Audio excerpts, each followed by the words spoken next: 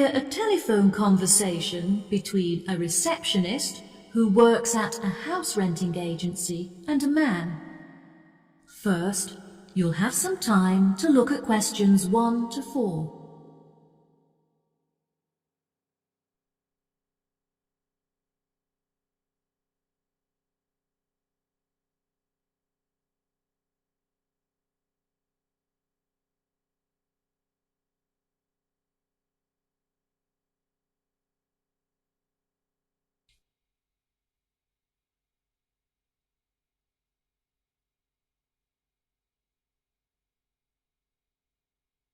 Listen carefully and answer questions 1 to 4. Hello, how can I help you today? Yes, hello.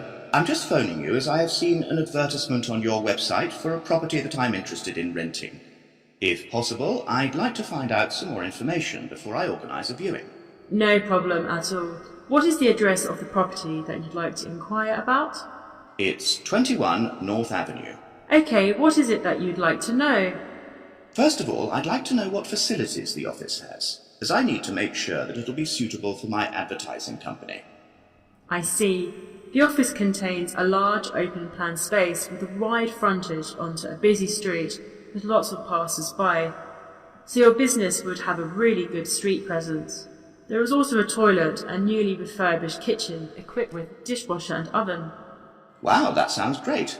I'd definitely like to register my interest. Okay, perfect. I just need to take some details from you, if that's okay. What is your full name? Jonathan Smith.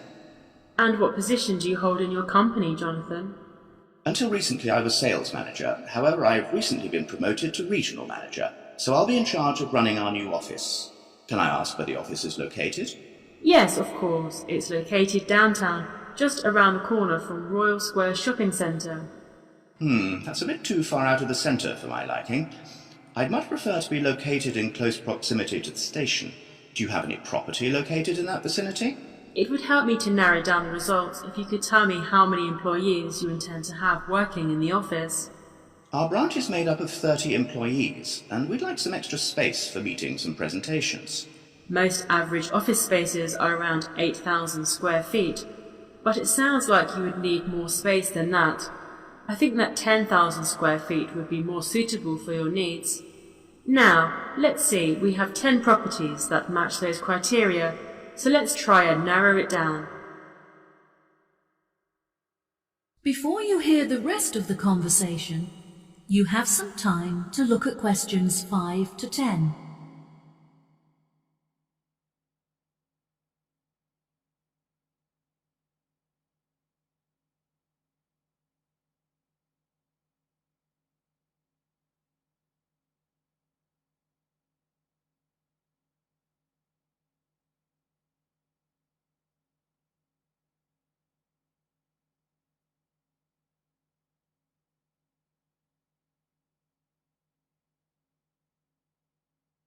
Now listen and answer questions 5 to 10. Do you have any other requirements? Well, we'll need access to the office 12 hours a day, but security should be 24-hour. We don't hold any money on the premises, but it's crucial that we protect our customer information against theft. Okay, anything else? Yes, ideally I would prefer the new office to be split over 2 levels, so that the working office area is kept separate from street level. That will enable us to locate a reception at ground floor level to welcome customers when they arrive. And are there any particular facilities that you need? Our employees work very hard throughout the day, and I want to make sure that they're well nourished. It would therefore be ideal if I could provide them with a kitchen to cook hot meals at lunchtime. Would you want the kitchen to be located at first floor level with the office? No, I don't want the office to be filled with the smell of food. It would be better if the new office had a basement where we could locate the kitchen and staff room area to keep it at arm's length from the workspace. Okay, I have now narrowed the search to 2 available properties. Do you have any other requirements that could narrow our search down to 1 result? All of our office staff will be working at desktop computers, so I'll need the office to be equipped with at least 40 power sockets if possible. Anything else? Studies have shown that exercise is very important for maintaining happiness and healthy brain function. In an office environment, it's very difficult to get sufficient daily exercise, so it would be great if they had access to a nearby exercise area. One of the available offices is located next door to a gym. Would this be suitable? Yes, absolutely. A gym is exactly what I was thinking of. Brilliant. Do you need the office to be furnished? I don't think so. I already have some furniture, so I would prefer to bring this myself. That's no problem at all. And before I forget, we will definitely require Wi-Fi access, as much of our work and customer recruitment is carried out online. No problem. It sounds like the property will suit your needs perfectly. I've taken the liberty of booking you a viewing at 3 p.m. on Thursday, so you can see it for yourself. Is there anything else I can help you with today? No, I think that's all the information I need. Thanks very much for your help. No problem. It's been my pleasure to be of assistance. Goodbye. That is the end of part 1. You now have half a minute to check your answers.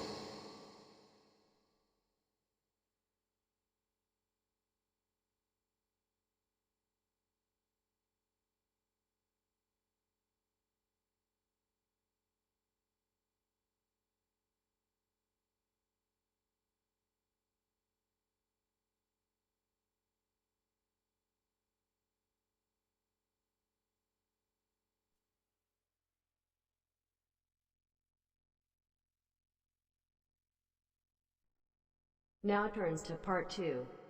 Part 2. You will hear two flatmates, Tom and Richard, talking about their new flatmate who has just moved in the week before.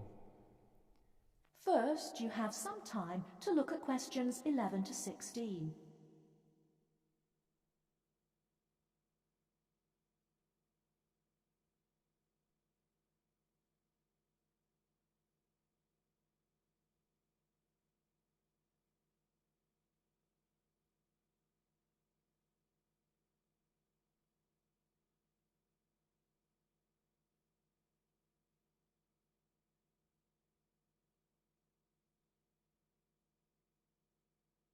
Now, listen carefully and answer questions 11 to 16.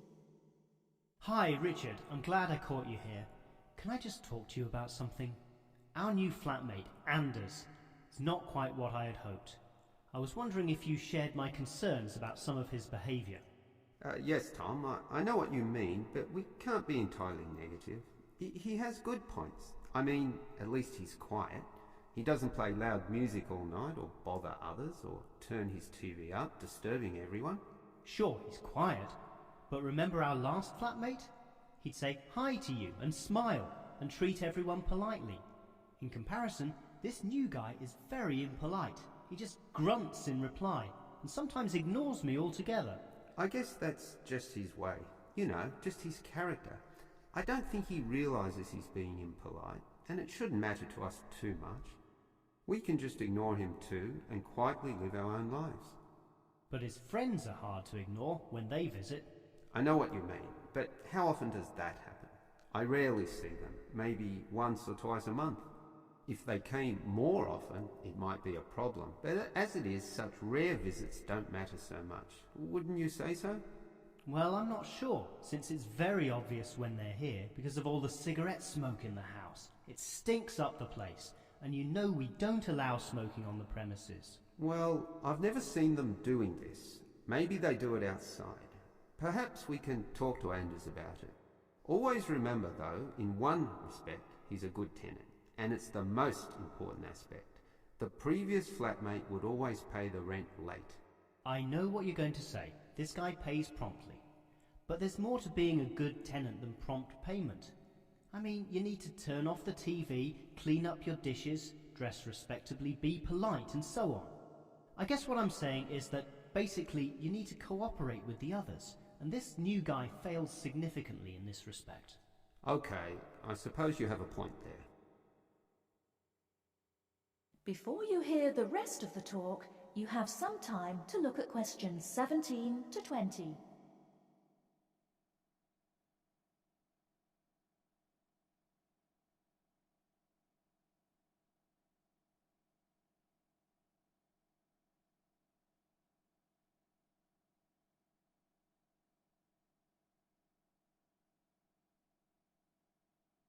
Now listen and answer questions 17 to 20. I tell you what, Tom, why don't we talk to our new flatmate, Anders, about these issues? If we throw him out, we'll have to go to all the trouble of finding another flatmate, who might not necessarily be much better. So, let's give the current guy a chance. Here, I've got a piece of paper, so let's make a short list of issues to discuss with him. Get it out into the open. Sure, we'll give him one more chance. So write communication, and let's tell him to... Well, we can't change a person's personality overnight. So why don't we have a weekly tenants meeting and we can just ask him to attend. That way we can get to know him better. I'll write attend meeting and we can take it from there. Okay, but we have to tell him about his friends. They can't just do whatever they want. Write a heading friends and then write don't smoke anywhere, inside or outside. Well, instead of being so direct and possibly causing offence, I'll just write follow rules and verbally mention the rules. TV off by 10 p.m, no loud music or bad behaviour, including smoking. Okay, do that, but I still think we need to specifically mention that last issue. You know how I can't stand the habit. So I'd like this to be another and separate point. Cigarettes, strictly forbidden. And it's important to include the strictly here. We can't pussyfoot around too much. Sometimes directness is necessary. Okay, I'll write that. Forbidden. Okay, and what about cleaning duties? Anders is a little too relaxed about that. Dishes are sometimes not washed, dirty teacups are left around the place, and so on. So, write, must do better. Yeah, again, Tom, he might take that personally and it could cause a scene. I'd rather be general. I'll write must be done and I'll tell him that that's for everyone, not just him. Okay? Okay, as long as he gets the message. That is the end of part 2. You now have half a minute to check your answers.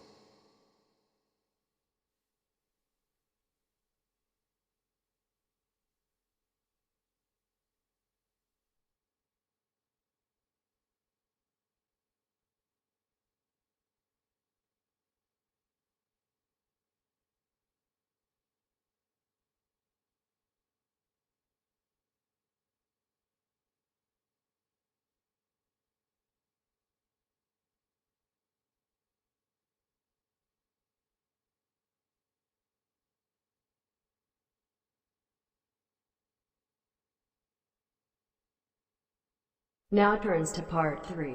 Part 3.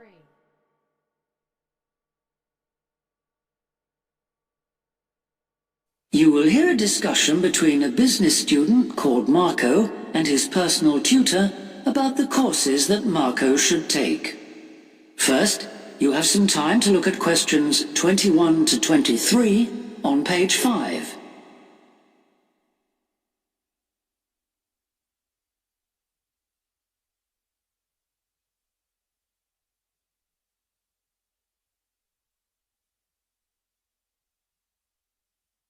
Now listen carefully and answer questions 21 to 23.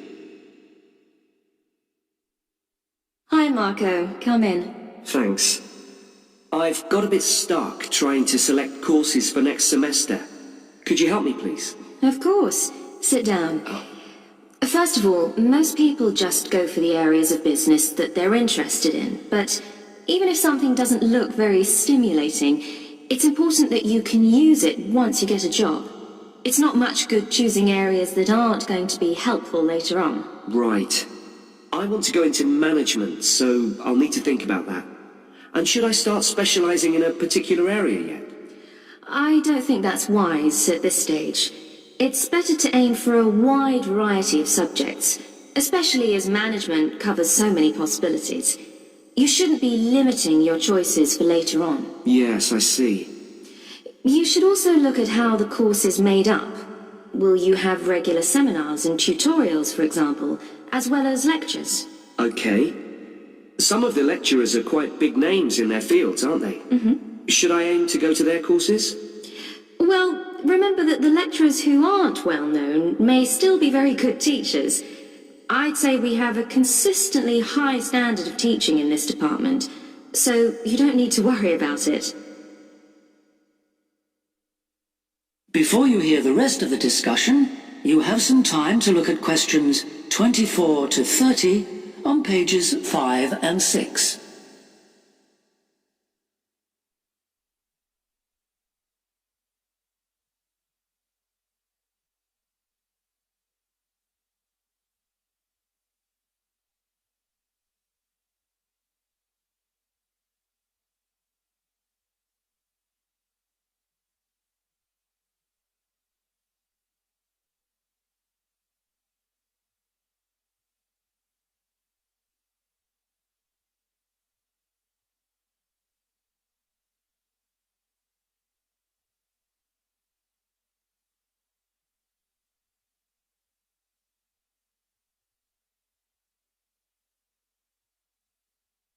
Now listen and answer questions 24 to 30. Good. Well, that's a great help. Now, last time we met, you mentioned doing team management, didn't you? That's right. I'm still quite keen on the idea. The trouble is that because of changes in the content of various courses, team management overlaps with the Introduction to Management course you took in your first year. So what you learned from it would be too little for the amount of time you'd have to spend on it. I'll drop that idea then. Have you had a chance to look at the outline I wrote for my finance dissertation? I left it in your pigeonhole last week. Yes. Why exactly do you want to write a dissertation instead of taking the finance modules? It'll be pretty demanding. Well, I'm quite prepared to do the extra work because I'm keen to investigate something in depth, instead of just skating across the surface. I realise that a broader knowledge base may be more useful to my career, but I'm really keen to do this. Right. Well, I had a quick look through your outline, and the first thing that struck me was that you'll have to be careful how you set about it, as the way you've organised it seems unnecessarily complex. The data that you want to collect and analyse is potentially valuable, but you'll need to narrow down the subject matter to make the whole thing manageable. Okay. I'll have another look at it. I was talking to Professor Briggs about it yesterday, and I got some more ideas then. For part of the dissertation, I was thinking of trying to persuade finance managers from 3 or 4 companies to let me ask them about their company finances. If not, I think I'll have to change to another topic. Well, go ahead then. I could give you some names. Thanks. Now, let's talk about practicalities. Your dissertation must be finalised by the end of May, so you should aim to finish the first draft by the end of March. Is that feasible? Yes, it shouldn't be a problem. I'll need to register for the dissertation, won't I? Is that with the registrar's department? No, it's internal to this department, so you just need to let the secretary know. Do that as soon as you're sure you're going to write the dissertation. Okay. Then, to analyse your statistics, you're going to need some suitable software. If I were you, I'd drop into the computer office and ask them for a copy. Right. So, if I revise my outline...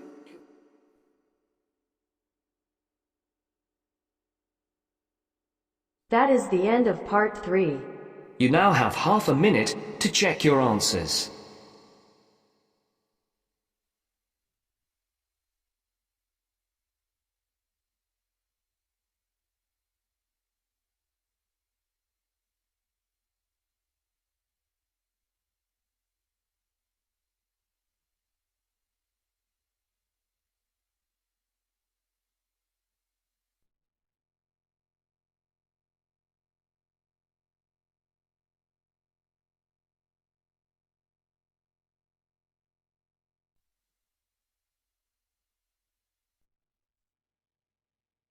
Now turns to part 4. Part 4. First, you have some time to look at questions 31 to 40.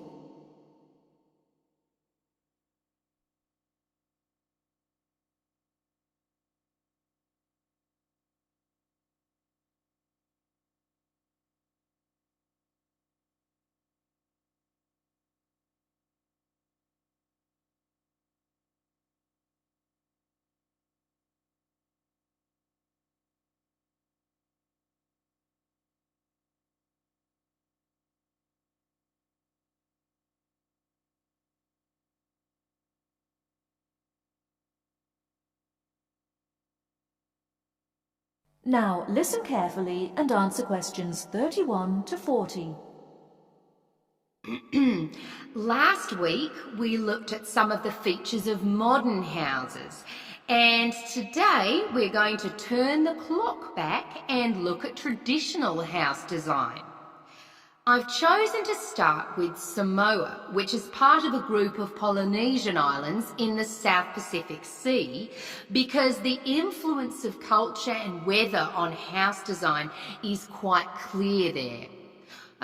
So let's have a look at, first of all, at the overall design of a traditional Samoan house. Now, these days, houses in Samoa have become more modern and are usually rectangular, but traditional designs were round, or sometimes they were oval in shape. Here's a picture. This traditional style is still used, often for guest houses or meeting houses, and most Samoan villages have at least one of these buildings. As you can see, there are no walls, so the air circulates freely around the house. Samoa is a place that experiences high temperatures, but the open design of the house also reflects the openness of Samoan society. If the occupants want shelter, there are several blinds made of coconut leaves that can be lowered during rainy or windy weather. Or indeed, the blinds can also be pulled down if people want some privacy. The foundations of the house, that's the part beneath the floor, are raised slightly.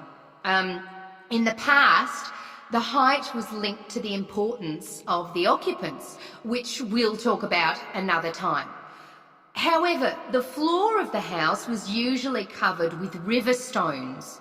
Today, we have a range of methods for balancing the temperature inside a building, but the stones on the floor of a Samoan home are ideal for cooling the building on hot days. Now, let's have a close look at the roof. This, as you can see in the picture, is dome-shaped and traditionally thatched or covered with leaves from the sugarcane. That's an established crop in Samoa. This was a job for the women, and it involved twisting the leaves and then fastening them with a thin strip of coconut leaf before fixing them to the roof in several layers. Now, the shape of the roof is important. You can see that the sides are quite steep, and that's done so that the rain falls straight to the ground without moisture going through the leaves and causing leaks or dampness inside the house. Then you'll notice how high the top of the roof is. This is a way of allowing heat to rise on sunny days and go through the thatching, thereby cooling the house. So, how does the house stay upright? Well, there are a number of evenly spaced posts inside. They encircle the interior of the building and go up to the roof and support the beams there. They're also buried, usually about 1.5 meters in the ground to keep them firm. These posts are produced using local timber from the surrounding forests. They're cut by men from the family or village, and the number varies depending on the size and importance of the house. Now, these posts were a very significant part of Samoan culture and did much more than hold up the roof. When there were meetings, people sat with their back to certain posts, depending on their status in society. So there were posts for chiefs, according to their status, and posts for speakers, and so on. And ordinary people sat around the side on mats. The last area I want to look at today is the attachment of the beams and posts, what you call fixing the construction. Traditionally, no nails or screws were used anywhere in such a building. Instead, coconut fibres were braided into rope to fix the beams and posts together. The old people of the village usually made and plaited the rope. This was a lengthy process. An ordinary house used about 40,000 feet of this rope, and as you can see in this picture, the rope was pulled very tightly and wound round the beams and posts in a complex pattern. And in fact, the process of tying it to the beams so that it was tight and strong enough to keep them together is one of the great architectural achievements of Polynesia. That is the end of part 4. You now have half a minute